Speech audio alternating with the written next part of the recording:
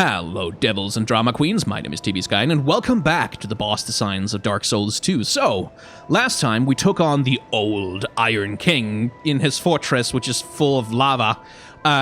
We killed him after getting accidentally knocked into the lava one time, so that was fun. But I don't think the old Iron King's fortress has surrendered all of its secrets to me just yet. So before we move on, we're gonna head back to the old Iron King's keep and see what else may be hiding there. Hello, Iron Keep. How you doing? I was sort of half hoping that killing the old Iron King would make things cool down a little bit, like there'd be less lava around and stuff. But it doesn't look like it. What we were told by that horrifying thing that exploded out of the ground like an is that there's only two paths to something here. And that is either to destroy Drang Lake or to become the ruler of Drang Lake. And we've seen that song and dance before in a place called Lordran, when we were told exactly the same thing about King Gwyn and succeeding him as the Lord of Sunlight, or else walking away from it and condemning the world to another blah blah, the Dark Age, yada yada, whatever. Iron Key. I'll check out the description on that one in a second. I just need to not get shot at. Okay. So, there's a fog door in here that we could have... Oh. Shh. That we could have gone through earlier and didn't. Yeah, that fog door over there we didn't go through. I don't know if there's another boss hiding in here. But it's worth checking. Nope. You're not gonna shoot arrows at me. You're not gonna do it. Oh, you're gonna do it. Okay. Why is it that when I try to shoot arrows around corners, I get blocked by, like, a hitbox on the wall that's 12 miles wide, but when they try to do it, oh no, they just no-clip their way right through that shit.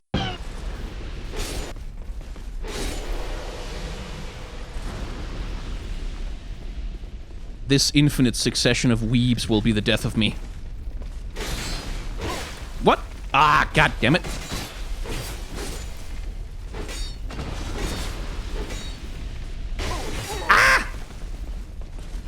Oh, what the... What the... was that? What the... There was like 5 of them! Hiding around the goddamn corner! This is why I want my great swords, my ultra great swords, is because they have a hitbox 12 billion miles wide. Oh, this is you. Nope.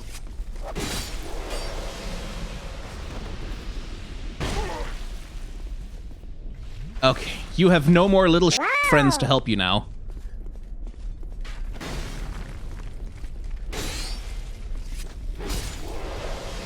There we go.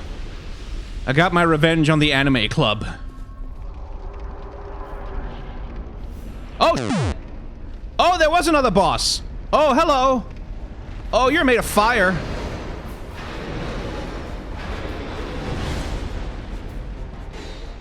Oh, I can't damage you very much at all. I should probably use blunt weapons against this guy, but a little late to try and recalibrate my strategy now.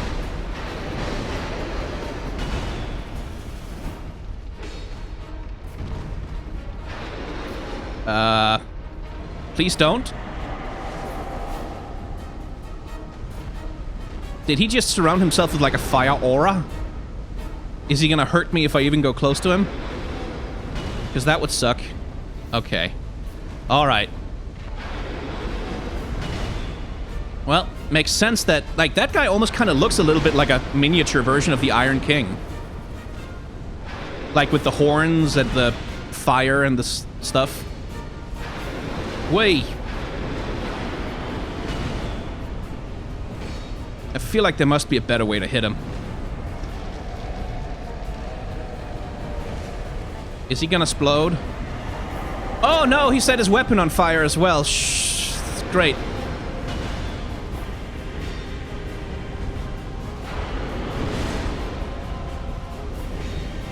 Okay, that did a little damage. Wait, is there a specific place I can hit him?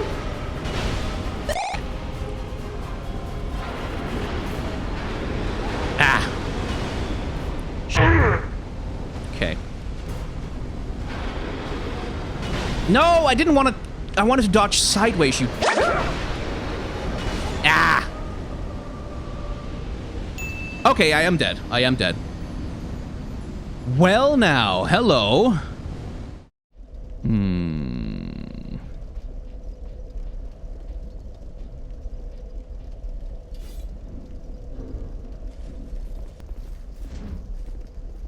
That's pretty slow.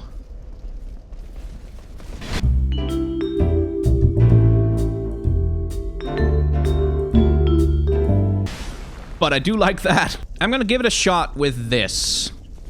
To see if I do more damage to him that way. Oh! Nene's back, huh? There she is, okay. Oh, p***ed off! Thanks for costing me all of those souls, that's very nice of you. Great, lovely, wonderful.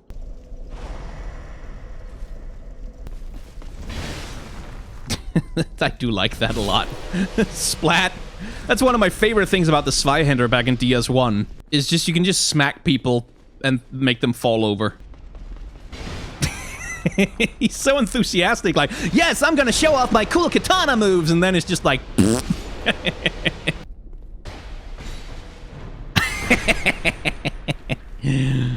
Bonk. Bonk. Oh man, I should upgrade this club. This is like hilariously effective. Like all these swords and legendary axes and all that nonsense. And then here I come with a big stick. Oh! Well, that just happened. There's no boss like gravity. Why the hell not? Have I killed him too many times? Or is he just not aggroed? Hello. Dude? You okay there? You right, buddy? I guess we glitched him.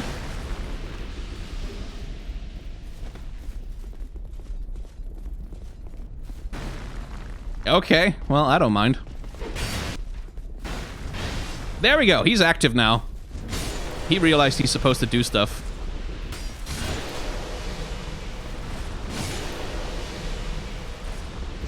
Oh, this thing does not have a lot of durability.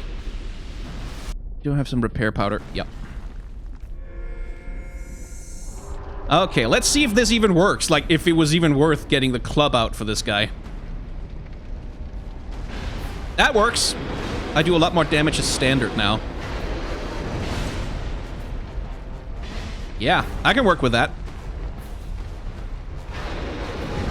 Ow! Stop trying to set me on fire, jerk.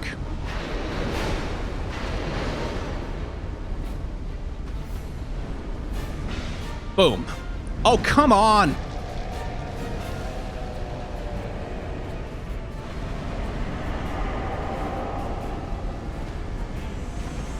How the hell is it this fragile?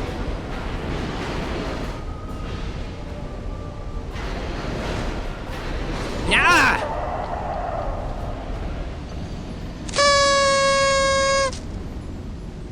I really miss my shield with that guy. It's not as fun as the club, though.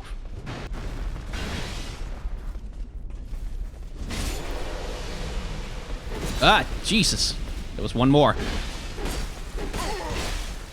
What the... Where the f*** did you all come from? How the hell did I aggro those guys? Well, this is certainly taking a turn for the comical. At some point, I must have killed them all enough that they disappear, right?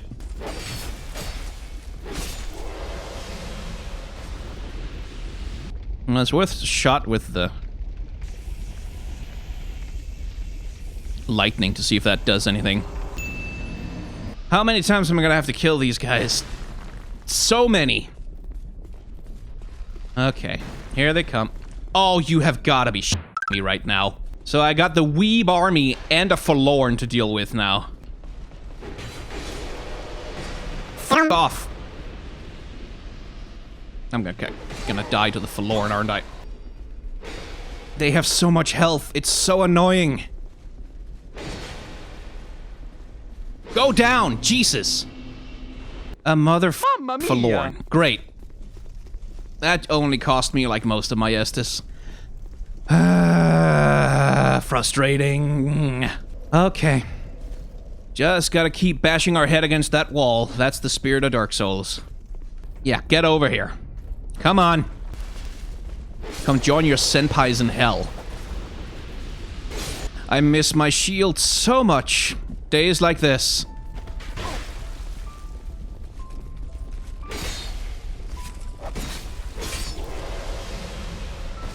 Days like this. Boy, do I miss my shield.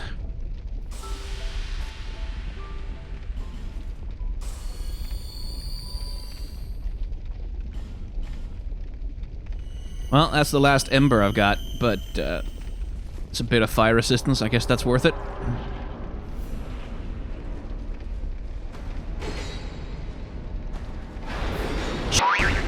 Shouldn't have done that.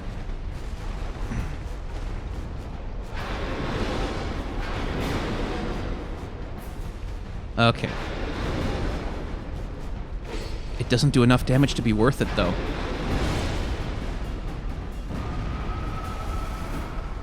Like, this is just way better.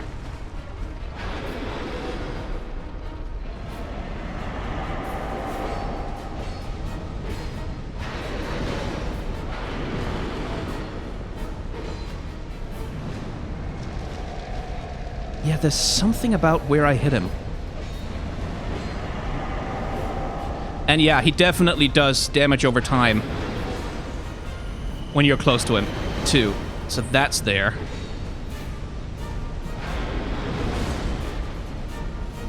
Come on, do the pulse. Yeah, there it is.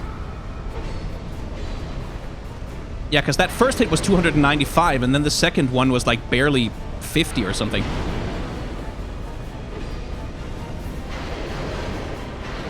Is that counters? Is that what it is?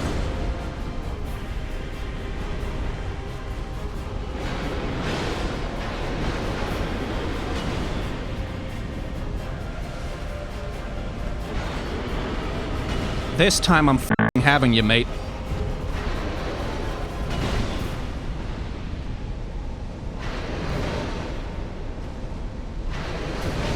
Got the heal off, but it wasn't worth it.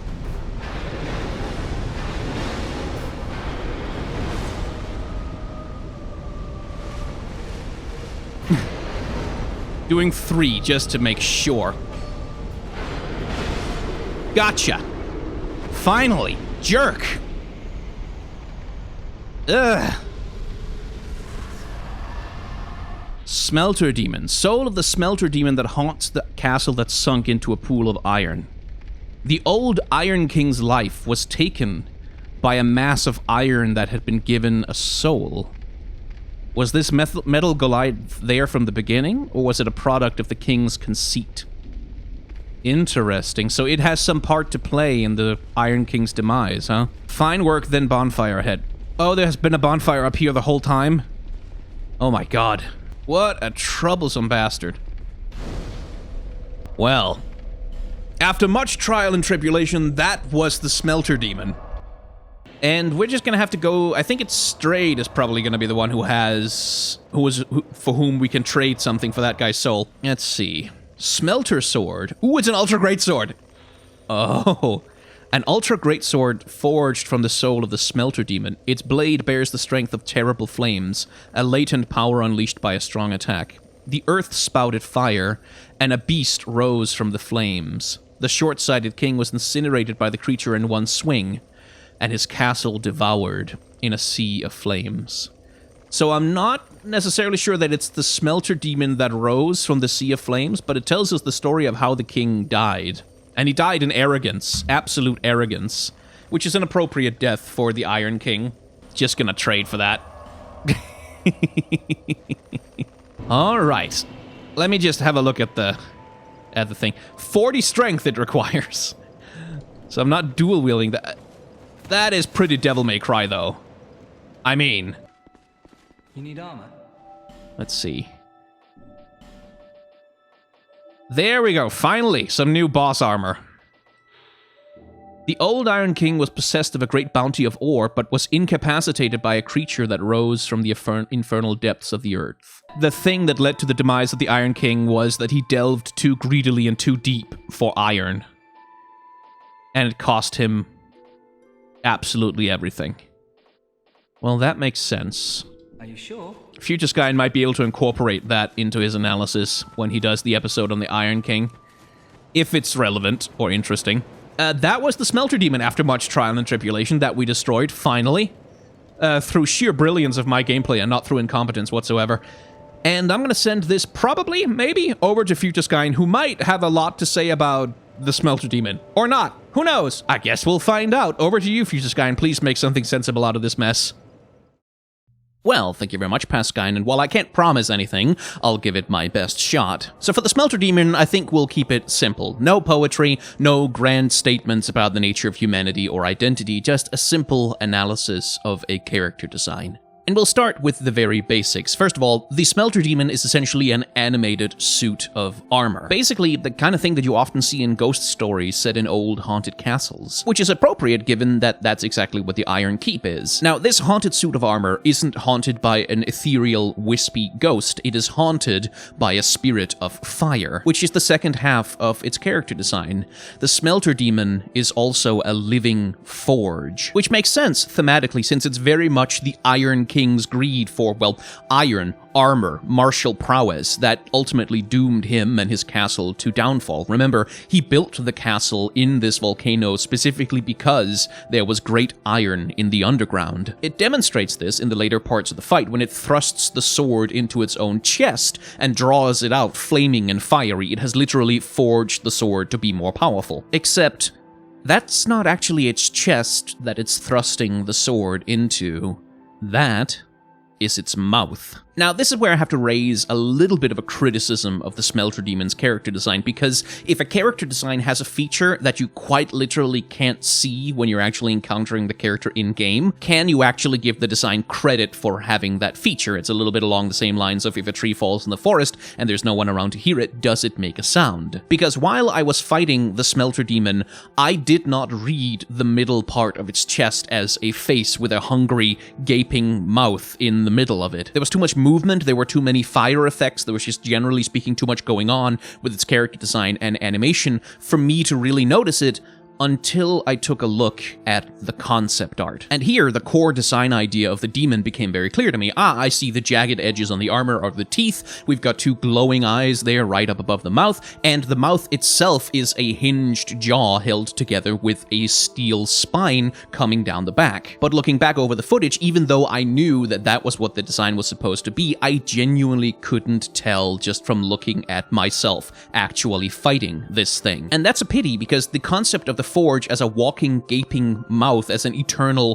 hungerer, consuming resources and spitting out weapons, is really thematically appropriate for the Iron King, whose fall was precipitated, at least in part, by his encounter with this Smelter Demon. As we know, the Iron King falls to hubris because he becomes so desperately obsessed with iron, so obsessed with his own armor and power and glory. And the idea here seems to me that the Iron King builds his fortress in the worst possible location so that it can sink into the lake of fire, specifically because he's trying to feed the insatiable hunger of the forge. He's trying to get a hold of more iron. And in that way, the Smelter Demon becomes kind of a physical embodiment of the insatiable ambition that leads to the fall of the Iron King. But that kind of only really works if you can tell that that's what the Smelter Demon is supposed to look like, and my contention is that most people probably can't just from fighting it. So if a character design has a great conceptual idea, but it's not realized in a way in which people can perceive it, is that still a great idea? And as a pragmatist, I'm tempted to say no, but as a person who makes videos about Dark Souls character designs at least partly for a living, I'm tempted to say yes, because it gives me something interesting to talk about. Whatever your answer in this case, there are some aspects of the Smelter Demon that are interesting and which are also easily readable, like, for example, the fact that its face and head construction is a direct mirror of the Iron King, establishing a visual and thematic connection between these two characters before you know word one of the lore power that they have together. Now, I think you're probably supposed, at least in part, to encounter the Smelter Demon before the Iron King. I certainly directly ignored its fog door in favor of going around exploring more of the castle and running into the Iron King first, almost by accident. But the environmental storytelling of having the Smelter Demon first as a kind of miniature version of the giant demon who you will eventually fight is really quite compelling to me. I think that would have been a lot of fun to discover the other way around. Albeit given what a bastard this demon was to fight, I'm kinda happy I dealt with the Iron King first. On a final note, while yes, the Smelter Demon is a haunted suit of armor, and the Smelter Demon is also the forge that probably made that armor, take note of the state of the armor that is possessing, because it's cracking and falling apart. The greed of the forge isn't producing anything that is meant to last. It's just burning, burning, burning, consuming, consuming, consuming, and whatever it spits out is only ever temporary gain. Like the whole Iron Kingdom that based its might and glory on the power of the forge, the consuming fires of industry cannot build anything to truly last. It always comes down under its own weight, under its own desperate, driving need to consume and consume and consume until there is nothing left but ruin and thwarted, pointless vanities. Anyway, yes, of course I found a way to make this all about capitalism. Who do you think I am?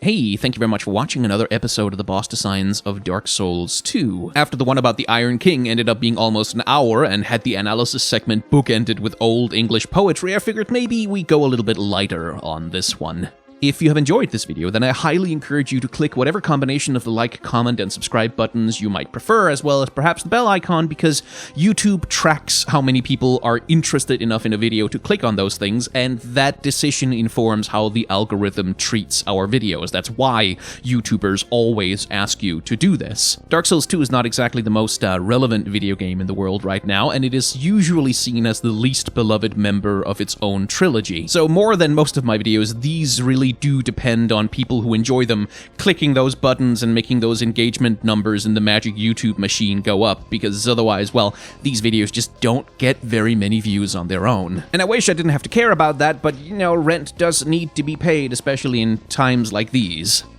Speaking of which, if you want to, I do have a Patreon where you can sign up for a monthly subscription of literally whatever you might like to. I have some tip jars down in the description, and I have a merchandise store where there's been some new stuff added recently that you might be interested in. You could take a look at least. I have bought some of the merchandise that I've designed for myself just to check that, you know, it's half decent quality, and I can tell you from my experience as the person who will be making money if you purchase it, that yeah, it's super great. It's incredibly awesome. I'm wearing it all the time. In fact, I never take it off. I haven't been able to take it off. It's colonized my entire body and has now become a kind of second skin that's slowly taking over my thoughts. So you should buy some. You should definitely buy some and become one of us. Become one of us. Become one of... what was I talking about? Oh, right. If you don't want to support me directly, that's completely fine. Believe me, I understand, especially, again, in times like these. But at the end of my videos, I do try to encourage people to, generally speaking, support the online content that they like as directly as they can when they can. Because for online content creators, like, even a $1 donation can be literally the same as thousands of views on a video or tens of thousands of views on a website supported by advertising. So even if a small donation doesn't feel like very much, it actually makes an outsized difference to the people who you're trying to help. And I don't want to talk too much business, but with the current coronavirus outbreak, most online content creators are expecting that advertisement rates will drop down even further as advertisers begin to, well, pull their advertisements in expectation of the market contracting or a full-on recession setting in. So for online content creators, that direct support becomes more and more important by the day. Anyway, the last thing I have to plug, I promise no more after this, is my second channel, where I do Let's Plays that are, like, not edited like the Dark Souls one is, but I still try to include, like, analysis content and talk about the themes and stories and visual design. So if that sounds interesting to you, please do head over there and also like, comment, and subscribe on that thing, because